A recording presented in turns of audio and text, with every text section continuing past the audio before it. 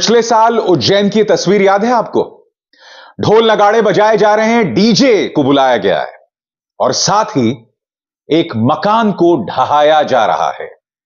उज्जैन नगर निगम bulldozer के जरिए मकान के एक हिस्से को गिरा रहा है।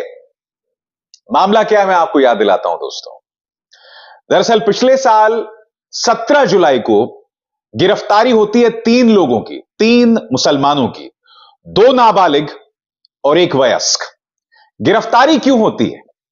यह कहा जाता है कि इनके मोहल्ले से एक यात्रा, एक धार्मिक यात्रा निकल रही थी। हिंदुओं की एक धार्मिक यात्रा निकल रही थी। ये 3 जो हैं अपने छत पर खड़े थे। यह वीडियो है दोस्तों, उस वक्त का वीडियो। और ये लोग 3 अपने छत पर खड़े हुए थे और तभी कोई यह बोलने लगता है कि ये लोग थूक रहे थे। नतीजा यह होता है दोस्तों, तीनों को गिरफ्तार कर लिया जाता है पिछले साल जुलाई में। 2 महीने बाद उनमें से जो नाबालिग थे वो रिहा हो जाते हैं सितंबर में। और पिछले साल दिसंबर में जो आखिरी व्यक्ति था, जो वयस्क था, उसे भी रिहा कर दिया जाता है बेल पर। मगर आप कहेंगे क्यों रिहा किया जाता है? क्योंकि इस मामले में 2 गवाह थे, सावन और अजय खत्री। क्या आप जानते हैं, सावन और अजय खत्री ने पुलिस के दावे को अदालत में पूरी तरह से झुटला दिया। यानी कि पुलिस ने जिस पन्ने पर उनसे हस्ताक्षर कराए थे, उससे उन्हें पूरी तरह से खारिज कर दिया। उन्होंने कहा कि हम नहीं जानते ऐसा कुछ हुआ, हमसे पुलिस ने एक पन्ने पर हस्ताक्षर कराए थे और हमसे कहा था आप घर चले जाइए। और बाद में पुलिस ने दावा किया कि अजय खत्री और सावन दरअसल वो 2 गवाह थे, वो 2 गवाह जिन्होंने 3 मुसलमानों को एक धार्मिक जुलूस पर थूकते हुए देखा था। अजय खत्री और सावन दोनों अपने बयानों से पलट गए। वो तो अब यह भी कह रहे हैं कि हमने ऐसा कोई बयान दिया ही नहीं था। अदालत ने अब उस तीसरे मुसलमान को भी रिहा कर दिया है। याद कीजिएगा दोस्तों, पिछले साल जब ये खबर आई थी तब किस तरह से न्यूज चैनल्स जो हैं इस पर बवाल काटे हुए थे। आपकी स्क्रीन पर इंडिया टुडे तो साफ तौर पर उन तीनों को गुनहगार मान रहा था। यह कह रहा था इन तीनों ने थूक दिया है। कथित तौर पर भी नहीं कहा, एलिजेडली भी नहीं कहा, सीधे कह दिया तीनों ने थूक दिया धार्मिक जुलूस पर। आपकी स्क्रीन पर अंबानी के न्यूज चैनल का पत्रकार, जिस पर पुलिस केस दर्ज हैं सांप्रदायिक माहौल बिगाड़ने को लेकर। यह नहीं सुधरा है।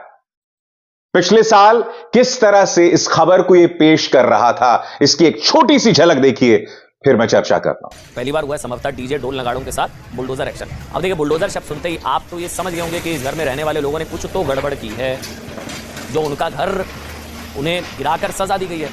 बिल्कुल ठीक समझा आपने। क्या किया है इस घर में रहने वाले कुछ लोगों ने, जो किया ना, इतना शर्मनाक था ना, इतना शर्मनाक था, बोलते हुए शर्म आ रही है। इन कुछ लोगों ने कोई छोटी मोटी गड़बड़ या हरकत नहीं की। याद कीजिए दोस्तों, अपने शो में हवाला दे रहा था उस वीडियो का जिसमें कथित तौर पर वो 3 लोग धार्मिक जुलूस पर थूक रहे थे। आज मैं वो वीडियो आपको फिर दिखाना चाहता हूं। आपके पूरे स्क्रीन पर देखिए दोस्तों, आप देख रहे हैं इस वीडियो को। 3 लोग छत पर खड़े हुए हैं। इससे कुछ साबित नहीं हो रहा है। जिस वीडियो का हवाला देकर गोदी मीडिया ने उन तीनों को गुनहगार बना दिया था, इस वीडियो से कुछ पता नहीं चल रहा है कि उन्होंने थूका या पानी फेंका, मगर सिर्फ इस वीडियो के आधार पर उन्हें गुनहगार बना दिया गया। किसी ने भीड़ से कहा कि इन्होंने थूका, इन्होंने पानी फेंका, वहां पर बवाल मचा और उसके बाद 2 महीने तक नाबालिग जेल में रहे। और अभी दिसंबर में जो बालिग था, जो वयस्क था, उसे भी बेल पर रिहा करना पड़ा। क्यों? क्योंकि जो 2 सरकारी गवाह थे, सावन और अजय खत्री, अदालत के इस आदेश के मुताबिक वो अपने बयान से पलट गए। मगर वो बयान उनसे लिखवाया था पुलिस ने। मैं आपको बताता हूं सावन और अजय खत्री ने क्या कहा। वो तो ये भी कह रहे हैं कि जिस व्यक्ति ने ये वीडियो बनाया है हम उसे नहीं जानते हैं, जबकि पुलिस ने शायद अदालत में अपने केस में यह कहा था कि जो वीडियो बनाने वाला है इन्हें जानता था। मैं आज आपसे एक बात कहना चाहता हूं, अगर इन तीनों में से किसी ने धार्मिक जुलूस पर पानी फेंका होता या थूका होता तो जाहिर सी बात है कानून के अंतर्गत कार्रवाई की जानी चाहिए थी। मगर याद कीजिए दोस्तों, गाजे बाजे के बीच डीजे का इस्तेमाल करते हुए उनके घर के एक हिस्से को तोड़ दिया गया था। उन्हें दोषी साबित करने से पहले उज्जैन नगर निगम सक्रिय होता है और उनके घर के हिस्से को तोड़ देता है। अब अदालत के अंदर गवाह कह रहे हैं कि ऐसा कुछ हुआ ही नहीं था। पहला सवाल, क्या उज्जैन नगर निगम उनके घर बना के देगा? दूसरा सवाल, जिन लोगों को जेल में डाला गया था, जितने महीने वो लोग जेल में थे, जिस यातना से वो गुजरे, जिस तरह से उनके परिवार पर निशाना साधा गया, उसके प्रति जिम्मेदारी किसकी है? और तीसरी बात, गोदी मीडिया का प्रचार मैं आपको दिखा चुका हूं, चाहे इंडिया टुडे हो या मुकेश अंबानी का न्यूज चैनल न्यूज 18। इन्होंने जो जहर उगला, क्या ये लोग इसके लिए माफी मांगेंगे? अब जबकि अदालत में यह बात साफ तौर पर आ चुकी है कि दोनों गवाह अपने बयान से पलट गए, सावन भी और अजय खत्री भी। अब जवाबदेही किसकी है मुझे बताइए ना। मैं नहीं भूला हूं दोस्तों, जब कोरोना की पहली लहर आई थी, तब एक देश की तरह उससे मुकाबला करने के बजाय, अपना कर्तव्य निभाने के बजाय न्यूज चैनल्स ने क्या किया था, याद है ना आपको? तबलीगी जमात के खिलाफ एक झूठी खबर चलाई थी, लगातार झूठा प्रोपेगेंडा चलाया था कि देखिए तबलीगी जमात जो हैं वो भारत के अंदर पाकिस्तान के कहने पर कोरोना फैला रहे हैं। मैं नहीं भूला हूं इसी न्यूज 18 का वो गुल्लू एंकर, जिसके बारे में राजीव त्यागी ने 2 ऐतिहासिक शब्दों का इस्तेमाल किया था। इसने अपने कार्यक्रम में चीख चीख कर कहा था कि मेरे पास ये सबूत हैं कि पाकिस्तान से किसी व्यक्ति ने इन तबलीगियों को कहा है कि भारत के अंदर कोरोना फैलाओ। आज तक उस गुल्लू ने कानून को कोई सबूत नहीं पेश किया, दिल्ली पुलिस को कोई सबूत नहीं पेश किया। उल्टा तबलीगी जमात पर औरंगाबाद हाईकोर्ट का फैसला आया, जिन्होंने तबलीगी जमात को दोष मुक्त कर दिया। सुप्रीम कोर्ट में पूर्व chief justice of India Bobde ने कहा था कि मीडिया ने इस मामले में अपने अभिव्यक्ति की आजादी का गलत इस्तेमाल किया, यानी कि सुप्रीम कोर्ट ने भी तबलीगी जमात को दोषमुक्त कर दिया। मगर हां, उस वक्त किसी भी मीडिया हाउस ने मोदी सरकार से यह सवाल नहीं किया था कि आखिर कोरोना के बीचों बीच उन्होंने निजामुद्दीन में तबलीगी जमात के एक समारोह को इजाजत क्यों दी। क्योंकि आप जानते हैं तबलीगी जमात मुंबई पुलिस के पास भी पहुंचे थे, मुंबई पुलिस ने मना कर दिया था, मगर दिल्ली पुलिस ने इजाजत दे दी थी कि आप कर लीजिए निजामुद्दीन में। 2 मुद्दे, पहली बात झूठी खबर क्यों फैलाई गई तबलीगी जमात के खिलाफ, दूसरी बात इजाजत तो दिल्ली पुलिस ने दी ना, जो कि गृह मंत्री अमित शाह के अंतर्गत आती है। तो जवाबदेही किसकी है? याद कीजिए दोस्तों, कोरोना की पहली लहर में मीडिया ने कितनी झूठी खबरें चलाई थी कि देखो ये मुसलमान जो है खाने में थूक रहे हैं, देखिए फलाना कर रहे हैं, ढिमकाना कर रहे हैं। उत्तर प्रदेश पुलिस को सामने आना पड़ा था यह बतलाने के लिए कि आप जो खबरें बता रहे हैं सरासर झूठी हैं। आज जो उज्जैन से खबर आ रही है उसके प्रति किसकी जवाबदेही मैं समझना चाहता हूं। उज्जैन पुलिस की, उज्जैन नगर निगम की, या फिर भाजपा के नेताओं रामेश्वर जी और आशीष अग्रवाल जी की, जिन्होंने उस वक्त बहुत उग्र होकर बयान दिया था कि जो इस तरह से थूकेगा, पानी फेंकेगा, उसे महाकाल के रौद्र रूप का सामना करना पड़ेगा। क्या आज भाजपा के नेता उस परिवार के पास जाकर माफी मांगेंगे? उनके टूटे हुए घर को सुधारेंगे? मैं फिर कह रहा हूं दोस्तों, मैं हमेशा से ही बुलडोजर जस्टिस के खिलाफ रहा हूं, क्योंकि बुलडोजर जस्टिस की सबसे बड़ी दिक्कत यह है कि सजा सुनाए जाने से पहले ही बुलडोजर चला दिया जाता है। याद कीजिए, बुलडोजर के खिलाफ सुप्रीम कोर्ट ने सख्त आदेश दिए थे जब जहांगीरपुरी में बुलडोजर चलाया जा रहा था। उस वक्त मैं नहीं भूला हूं कि एक पापा की परी जमीन पर उतर गई थी और बुलडोजर की वाहवाही कर रही थी। वहां मौजूद लोग कह रहे थे कि भाई सुप्रीम कोर्ट का आदेश आ गया है बहन, कम से कम सुप्रीम कोर्ट के आदेश की तो बात कर ले। मगर बहन जी को अपने पति का ट्रांसफर रुकवाना था, जिन्हें नॉर्थ ईस्ट फेंका जा रहा था, तो सरकार की सेवा करने वो मैदान में उतर गई थी। ये गोदी मीडिया के न्यूज एंकर्स जो जहर फैलाते हैं, लगातार फैलाते हैं, इसको लेकर ये माफी मांगेंगे? याद कीजिए जब उज्जैन की खबर आई थी तब तमाम न्यूज चैनल्स ने उस खबर को चलाया था, बगैर सबूत के, बगैर प्रमाण के। जो वीडियो वायरल हो रहा था, फिर से देखिए, ये जो वीडियो वायरल हो रहा था, इसकी किसी ने जांच नहीं की कि इस वीडियो में क्या दिख रहा है। मगर हां, एक फरमान था, चला दिया गया, मुसलमानों के खिलाफ जहर उगला गया, जो चल ही रहा है एक अरसे से। मैं फिर कहता हूं दोस्तों, अगर गलती है तो कानून के अंतर्गत कार्रवाई करो, मगर ये जो बुलडोजर है ना, कभी भी गुनहगार भाजपाइयों के खिलाफ नहीं चलता है, कभी नहीं चलता है। मुझे बताइए ना, आईआईटी बीएचयू की छात्रा के साथ जो दुष्कर्म हुआ था, जिसमें भाजपा आईटी सेल के ये 3 पकड़े गए थे, क्या इनके घर पर बुलडोजर चला था? इतना गंभीर मामला, यहां तो मामला लगभग साबित हो गया है, गिरफ्तार हुए ना ये लोग, गिरफ्तारी इनकी हो चुकी है। क्या इनके घर में बुलडोजर चला? अंकिता भंडारी, उत्तराखंड की अंकिता भंडारी, उसकी हत्या के लिए भाजपा का नेता विनोद आर्या का बेटा पुलकित आर्या पकड़ा गया है। क्या पुलकित आर्या के घर पर बुलडोजर चला?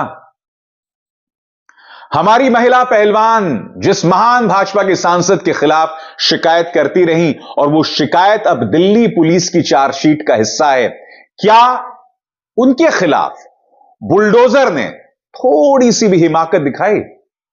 मैं फिर भी कह दूं, किसी के खिलाफ बुलडोजर नहीं चलना चाहिए, लोगों को सजा कानून के हिसाब से चलनी चाहिए, क्योंकि ये जो बुलडोजर चलता है ना, इसके पीछे राजनीति होती है। आपको वोट हासिल करने इसलिए आप बुलडोजर चलाते हैं, क्योंकि बुलडोजर चलाने से आप जनता में संदेश दे रहे हैं कि देखो हम कैसी त्वरित कार्रवाई कर रहे हैं।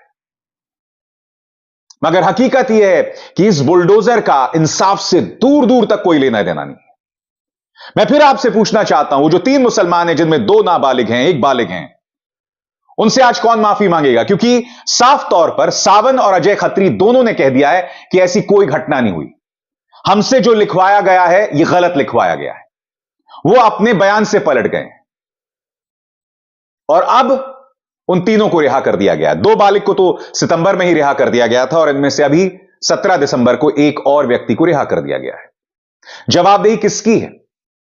मैं फिर स्पष्ट कर दूं, अगर उन 3 के खिलाफ कोई और वीडियो प्रूफ है जिसमें वो थूकते हुए नजर आ रहे हैं, तो जाहिर सी बात है उन पर कार्रवाई होनी चाहिए।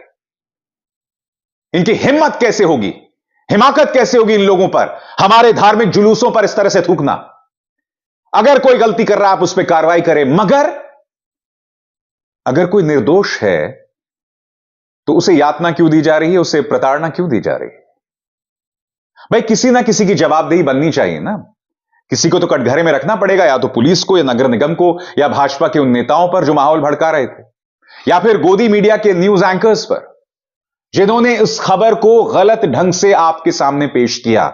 मुद्दा यह नहीं कि खबर झूठी थी, मुद्दा यह है कि इस खबर के सहारे समाज को दो फाड़ किया जा रहा था, समाज में ध्रुवीकरण पैदा किया जा रहा था, आपको मानसिक तौर पर दंगाई बनाया जा रहा था। मैं फिर आपसे सवाल पूछना चाहता हूं, और यह सवाल मेरा इस देश के हिंदुओं से है। क्या आपको अच्छा लगता है कि झूठ के आधार पर आपको भ्रमित किया जाए, आपको बरगलाया जाए? क्या आपको अच्छा लगता है कि 24 घंटे या तो आप भड़के हुए हो कि अरे मेरा धर्म खतरे में है, या फिर आप डरे हुए हो, अरे बाप रे अगर बीजेपी चली गई तो मुगलों का राज आ जाएगा? मैं आपसे सवाल पूछना चाहता हूं, क्या आप ऐसी मानसिकता में जीना चाहते हैं, या शांत दिमाग में अपनी रोजी रोटी कमाना चाहते हैं? इस देश का हिंदू 78 से 80% आबादी वाला है। वो ना भड़का हुआ रह सकता है, ना डरपोक रह सकता है। उसमें होना चाहिए आत्मविश्वास, उसमें होनी चाहिए दरियादिली, उसका होना चाहिए बड़ा दिल, और उस बड़े दिल के साथ उसे सबको गले लगाना चाहिए, क्योंकि यह हिंदू धर्म बात करता है वसुधैव कुटुंबकम की, सर्वधर्म संभाव की। यह खूबी है मेरे हिंदू धर्म की, यह खूबी है मेरे बाबा की, स्वामी विवेकानंद की। इनके टीचिंग्स, इनकी शिक्षा हमें यही पाठ पढ़ाते हैं। मैं हिंदू धर्म का अनुसरण करता हूं, इनका पढ़ाया हुआ, इनकी दी हुई शिक्षा। मैं उस जहर में विश्वास नहीं करता हूं जो भाई को भाई से जुदा करती है, जो एक नागरिक को दूसरे नागरिक का दुश्मन बनाती है सिर्फ इसलिए कि वो नागरिक मेरे धर्म का नहीं है। क्या करना चाह रहे हैं हम लोग, और लगातार कर रहे हैं। ऐसे मुद्दे में बार बार आपके सामने लाता रहा हूं और आगे भी लाता रहूंगा, क्योंकि मेरा मकसद उन तीनों को डिफेंड करना नहीं है। हां, कानून की निगाह से अगर वो निर्दोष हैं तो उनके साथ इंसाफ होना चाहिए, दोषी हैं इंसाफ होना चाहिए, कार्रवाई होनी चाहिए। मगर अगर कोई गुनाह ही नहीं किया तो वक्त से पहले उन्हें हम दोषी कैसे बता सकते हैं? और उन्हें यातना देने में पुलिस, नगर निगम, गोदी मीडिया सब शामिल हैं। आज जब उन तीनों को बेल मिल गई है, आज जब सावन और अजय खत्री दोनों अपने बयानों से पलट गए हैं, आज जब वो कह रहे हैं कि हमने ऐसा कुछ नहीं देखा, तो किसी ना किसी को तो जवाबदेह बनाना पड़ेगा ना। खामोशी हम कैसे अख्तियार कर सकते हैं और कब तक करते रहेंगे? सोचिए, ये दंगाई सोच आपको दंगाई बना रही है। अगर आपको अपनी परवाह नहीं है तो कम से कम अपने बच्चों की सोचिए। क्या बनाना चाहते हैं आप अपने बच्चों को? एक दंगाई सोच का नागरिक जो हमेशा भड़का रहे या डरा रहे, या फिर ऐसा नागरिक जिसमें आत्मविश्वास है, जो आगे बढ़ सके, भाईचारे को अपने दिल में रख के? अविसार शर्मा को दीजिए इजाजत। नमस्कार।